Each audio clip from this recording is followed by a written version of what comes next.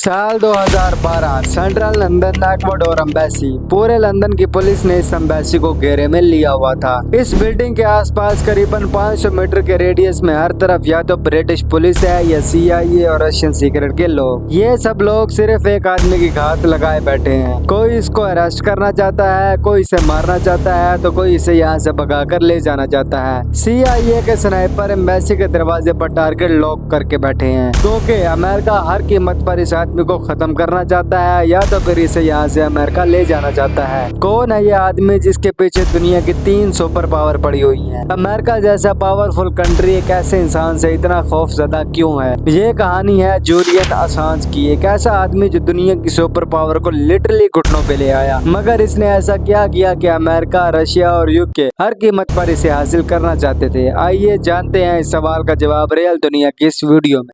Julian Assange 1971 में Australia में पैदा हुआ। सिर्फ 16 साल की उम्र में वो दुनिया के 3 टॉप ऑर्गेनाइजेशन का डेटा हैक कर चुका था। नासा, पेंटागन और लॉकहीड मार्टिन, अमेरिका की सबसे बड़ी जंगी जहाज बनाने वाली कंपनी। हैकिंग कम्युनिटी में उसे मेंडेक्स के नाम से जाना जाता था। 1991 में असांज को कैनेडियन टेलीकम्युनिकेशन का डेटा हैक करते हुए पकड़ा गया और उसे 2 साल के लिए जेल भेज दिया गया। 1993 में जेल से छूटने के बाद असांज ने यूनिवर्सिटी ऑफ मेलबर्न से कंप्यूटर प्रोग्रामिंग और मैथमेटिकल इंजीनियरिंग में हिस्सा लिया और अगले 12 से 13 साल तक असांज बहुत ही लो प्रोफाइल रहा। फिर 2006 में 35 साल की उम्र में इसने एक वेबसाइट बनाई जो दुनिया के सबसे ताकतवर लोगों के लिए एक डरावना ख्वाब साबित होने वाली थी। इस वेबसाइट का नाम था विकीलीक्स। इस वेबसाइट पर कोई भी डॉक्यूमेंट या इंफॉर्मेशन अपलोड कर सकता था और किसी को भी डॉक्यूमेंट अपलोड करने वाले की आइडेंटिटी पता नहीं चल सकती थी। वेबसाइट लॉन्च होते ही इस पर डॉक्यूमेंट अपलोड होना शुरू हो गए थे। लोगों ने ऐसे डॉक्यूमेंट अपलोड करना शुरू कर दिए थे जो इंतहाई सीक्रेट थे। 9/11 से लेकर अरब में होने वाले वार्स, अरब वर्ल्ड में करप्शन और इवन गुआंतानामो बे में कैदियों के साथ होने वाले सलूक के डॉक्यूमेंट। अब असांज इन सारे डॉक्यूमेंट को ओपनली पब्लिश करने लगा। अब क्योंकि इस वेबसाइट ने ये सारे डॉक्यूमेंट कहीं से चुराए नहीं थे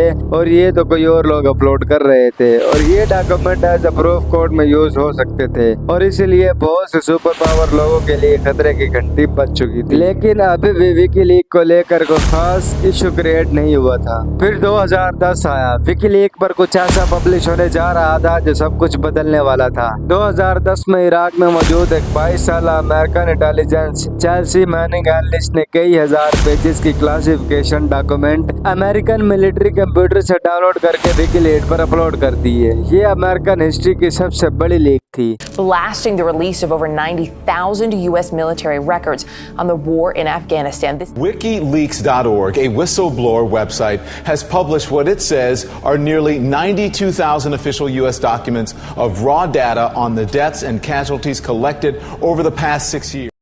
ये वो डॉक्यूमेंट थे जिनमें लिखा हुआ था कि अमेरिका किसी भी कंट्री पर अटैक कैसे करता है और उसकी इंटेलिजेंस एजेंसी काम कैसे करती है। इन लीक्स में उन रेड्स का भी जिक्र था जो अमेरिकन आर्मी ईरानी फैमिलीज के घरों पर करती थी। इन लीक्स में जिक्र था उन हजारों फैमिलीज का जिन्हें अमेरिकन आर्मी ने सिर्फ शक की बुनियाद पर किडनैप किया और फिर उन्हें जान से मार दिया। इन लीक्स में एक वीडियो भी थी। इस वीडियो में दिखाया गया कि कैसे एक इराकी फैमिली को जिसमें 3 बच्चे भी थे एक अमेरिकन हेलीकॉप्टर पे दर्दी से मार देता है। इनके लिए मासूम लोगों को मारना ऐसा है जैसे कोई गेम हो। इवन कुछ घंटों में ये वीडियो वायरल हो गई। हर ऑनलाइन पब्लिकेशन, आर्टिकल, हर न्यूज, हर जगह इसी का चर्चा हो रहा था। मगर ये वीडियो तो समंदर में एक कतरे की बराबर थी। क्लासिफिकेशन डेटा का एक ऐसा समंदर जिसमें अमेरिकन हिस्ट्री के बहुत से कारनामे थे। अगले ही दिन विकीलीक पर कुछ ऐसा क्लासिफाइड डॉक्यूमेंट भी पब्लिश हुआ जिसमें ये लिखा हुआ था कि ईरान वार के दौरान करीबन 15,000 मासूम लोगों को बेदर्दी से कत्ल कर दिया गया। इन सब के बाद इस लीक का रिएक्शन तो आना ही था। पेंटागन आग बगोला हो चुका था। जूलियन असांज की वेबसाइट अब एक छोटी सी हैकिंग वेबसाइट नहीं थी, अब वो पूरी दुनिया का सेंटर ऑफ अटेंशन बन चुकी थी। अमेरिका ने इस वेबसाइट को नेशनल सिक्योरिटी थ्रेट डिक्लेयर किया और चेल्सी मैनिंग को अरेस्ट कर लिया। जूलियन असांज के खिलाफ कोई अरेस्ट वारंट था तो नहीं, उन्होंने तो सिर्फ इन्फॉर्मेशन पब्लिश की थी, तो इसके खिलाफ कोई एक्शन नहीं लिया जा सका। और हाँ, विकीलीक के सारे बैंक अकाउंट हैक कर लिए गए और इसका तोड़ करने के लिए विकीलीक्स बिटकॉइन पर मूव कर गया। पेंटागन इतनी आसानी से असांज का पीछा छोड़ने वाला नहीं था। 2010 में इन लीक्स के कुछ महीनों बाद असांज स्वीडन चला गया, बिकॉज उसे अंदाजा हो चुका था कि अमेरिका में रहना उसके लिए खतरे से खाली नहीं है। असांज के ख्याल में उसे वहाँ प्रोटेक्शन मिलेगी, मगर स्वीडिश पहुंचने के 3 माह बाद ये असांज के खिलाफ 2 स्वीडिश लड़कियों को हिरासत करने के इल्जाम में अरेस्ट वारंट इशू हो गया। असांज ये अरेस्ट वारंट इशू होने से पहले ही स्वीडिश छोड़कर यूके आ चुका था।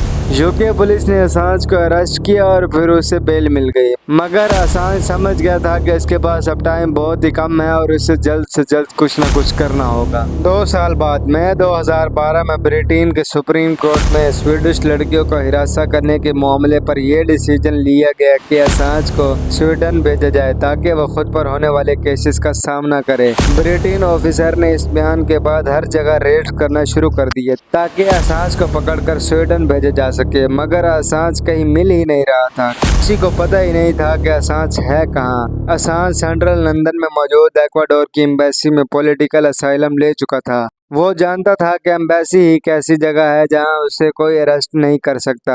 कहा जाता है कि रशियन सीक्रेट सर्विस ने उसे असाइलम दिलवाने में बहुत ही इम्पोर्टेंट रोल प्ले किया, बल्कि इन्होंने इसे गाइड किया कि वो इक्वाडोर की एम्बेसी जाए। 16 अगस्त 2012 को इक्वाडोर के फॉरेन मिनिस्टर ने जूलियन असांज को अपने लंदन वाली एम्बेसी में पॉलिटिकल असाइलम दिया है।